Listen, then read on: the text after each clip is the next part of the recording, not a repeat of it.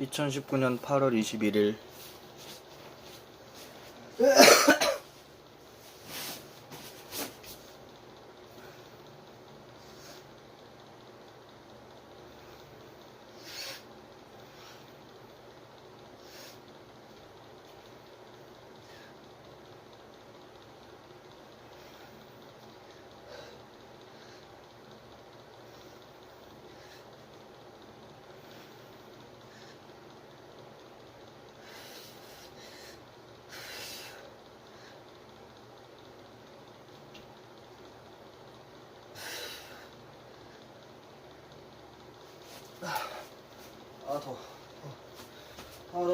더워.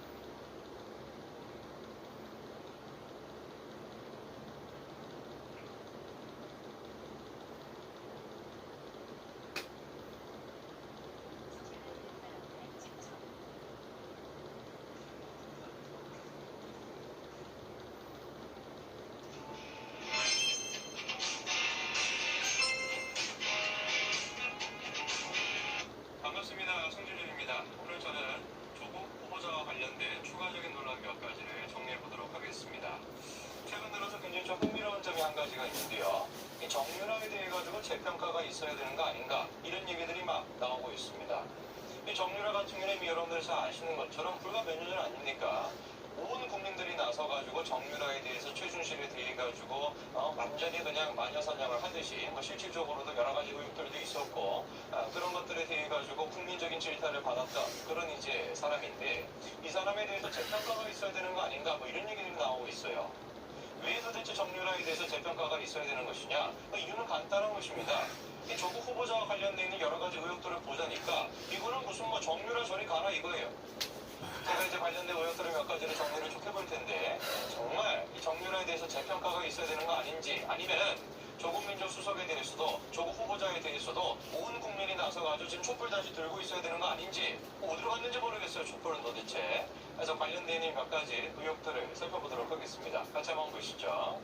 자, 일단 먼저 보시게 되면 김진태 의원이 지금 이제 비석의 사진인데 저 비석의 사진을 보면 좀 이상한 점이 있습니다. 며느리 이름에 저기 지금 조모모 씨가 있는 게 보이시죠? 저기 이제 왜 이상하냐면은 조건 씨와 아내가 이혼을 한 게 10년 전이에요. 그런데 조국 후보자의 아버지가 돌아가신 게 6년 전입니다. 돌아가시기 전에 이미 옛날에 이혼을 했었던 것이죠. 그러면 우리가 정상적인 가족이라고 한다면은 이혼한 그 아내의 이름을 비석에 비석에다가 써넣습니까? 글쎄요, 제가 봤을 땐 대부분의 가족들 같은 경우는 이혼한다라고 한다면 감정이 안 좋을 텐데 조국 후보자의 가족은 서구식 마인드도 이런 식의 서구식 마인드가 없을 것 같아요. 뭐 너무 막 행복해가지고 야, 한 번 정도는 이혼을 해줘야지 가족이 더 돈독해지지 뭐 이런 겁니까?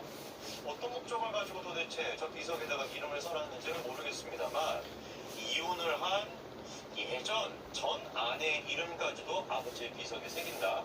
이러니까 계속해가지고 위장이혼이 아닌가 의혹이 제시가 되는 겁니다.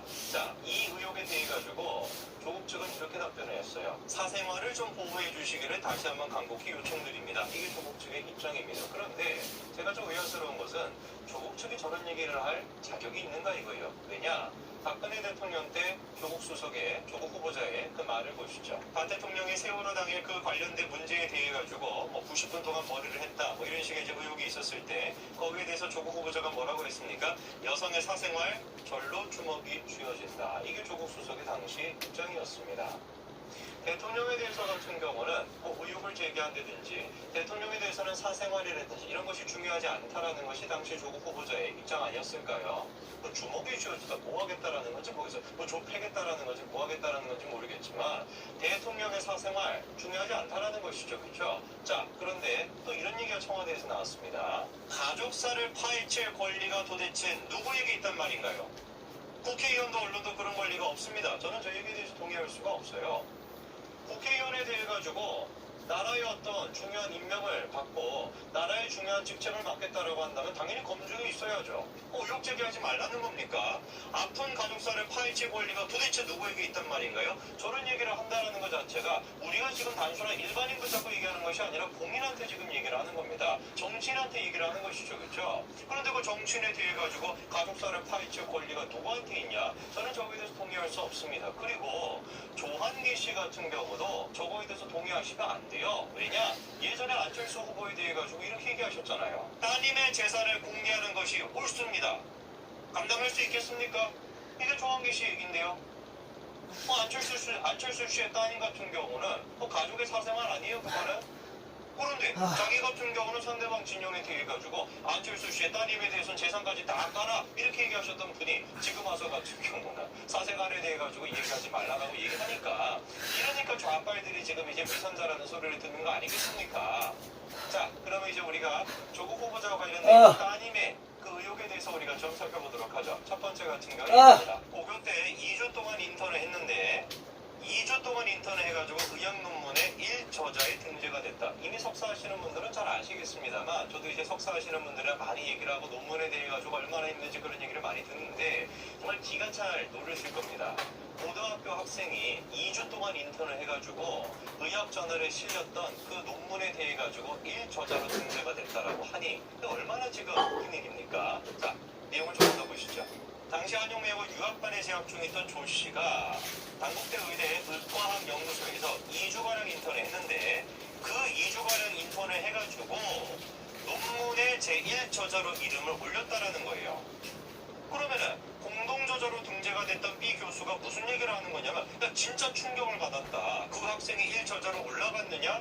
같이 이제 1저자로 올라가 있는 교수조차도 이해가 안 되는 것이죠. 그 인턴이 뭘 했다라고 해가지고 도대체 1저자로 올라가는 것이냐? 교수도 이해가 안 되는 거예요. 그런데 1저자로 올려준 담당 교수가 이렇게 얘기했어요. 제가 많이 도와줬다. 논문 제출 당시 조 씨가 조 후보자의 딸인지는 몰랐다. 이렇게 얘기했습니다. 그리고 난 다음에 또 조 후보 측도 이렇게 얘기했습니다. 딸이 인턴십을 성실하게 수행해가지고 교수에게 좋은 평가를 받아가지고 문제가 아니다. 이렇게 얘기했는데 단국대 입장은 조금 다른 것 같아요. 단국대가 의외로 굉장히 좀 빠르게 지금 이제 움직임을 보이고 있습니다. 단국대가 어떻게 하고 있습니까? 조국 딸 논문 확인에 미진한 부분에 대해서 사과를 하겠다. 그리고 금주내 조사를 착수하겠다 이겁니다. 지금 이제 조 후보자 측의 딸이 저렇게 논문에 1저자로 등재가 된 것이 왜 문제가 되냐면은 나중에 이제 조 후보자의 딸이 고려대학교에 입학을 하게 되는데 그 입학을 했었을 때 전형 자체가 서류 위주의 전형입니다. 그런데 그 서류 위주의 전형에서 논문의 제1저자로 등재가 되게 된다면 굉장히 이익을 많이 볼 수밖에 없겠죠. 그렇기 때문에 지금 이제 논문의 제1저자에 대해서 문제가 되는 것인데 이 조 후보자 후보자 측의 딸의 입학 과정에 대해 가지고 이렇게 이제 변명을 했습니다. 조 후보자 측은 보시죠. 자기 이제 딸이 전형을 이제 들어갔던 것은 고려대학교에 들어간 것은 과학 영재 전형이 아니라는 거예요. 세계 선도 인재 전형으로 들어갔다라는 겁니다. 그런데 세계 선도 인재 전형에는 평가 방법에는 서류 위주의 전형의 내용이 없다라는 것입니다. 근데 저거는 거짓말이에요. 입시에 대해서 잘 모르시는 분들 같은 경우는 그런가 보다 이렇게 생각할 수 있어요. 왜냐면은 실질적으로 고려대학교의 당시 이제 전형을 보시게 되면은 자 이게 이제 실제로 2013년도 고려대학교 모집 요강입니다. 자 여기 이제 보게 되면은 세계선도 인재 전형 이게 나와 있어요. 자 그리고 1단계에서 학교생활기록부 60%라고 나와 있는 거 보이시죠? 일반 분들 같은 경우는 이제 입시안이나 이런 것들을 잘 이제 관찰을 안 하시기 때문에 뭐 관심 별로 없으니까 그냥 모르고 그냥 지나갈 수가 있고 저거만 지금 딱 보게 되면 1단계 오케이 AP 40% 학교생활기록부 60% 2단계 1단계 성적 70% 면접 30% 이렇게 나와 있으니까 조 후보 측의 얘기처럼 맞네 서류가 안 들어가는 게 맞네 딸이 지금 뭐 논문일 저자로 됐다라는 게 무슨 문제가 있냐라고 생각할 수 있겠지만 저거는 그 내면을 살펴봐야 됩니다. 학교생활 기록부가 60%인데 학교생활 기록부라는 것 자체가 내신 들어가고 서류가 들어가는 거예요. 물론 최근에 같은 경우는 뭐 내신 위주의 그 전형에서 학교생활 기록부를 넣을 때 교회 활동에 대해 가지고 못 넣게끔 되어 있지만 2013년도만 하더라도 그리고 2014학년도까지만 하더라도 교회 활동에 대해서 넣을 수가 있었습니다.